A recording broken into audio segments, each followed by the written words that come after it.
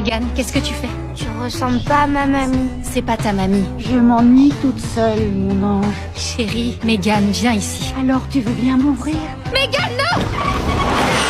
Nous ne pourrons jamais quitter cette petite ville. Chaque nuit, des créatures terrifiantes apparaissent en ville. Mais ce jour-là, des étrangers qui s'étaient égarés dans la ville ont brisé cette tranquillité. Je savais qu'ils ne pouvaient plus partir. On n'arrive plus à retrouver l'autoroute et il n'y a pas de réseau dans le coin. Vous voyagez en famille? Nous avons dû les retenir, mais seuls ceux qui ont vécu l'expérience comprendraient vraiment. En fin d'après-midi, je les attendais à un carrefour, mais ils sont jamais revenus. Je savais qu'un accident était survenu.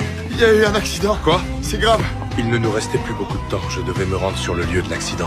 En arrivant, je me suis rendu compte que la situation était encore plus complexe que ce que j'avais imaginé. Je n'avais d'autre choix que d'entrer dans la voiture pour vérifier la situation. C'est alors que les renforts sont arrivés à temps. Nous avons travaillé ensemble pour libérer les blessés à l'intérieur de la voiture. Le problème, c'est qu'un enfant avait des blessures graves et ne pouvait pas être déplacé. J'ai décidé de laisser les autres retourner en ville. Mais le père de l'enfant ne voulait pas partir. Je ne veux pas enterrer d'autres enfants.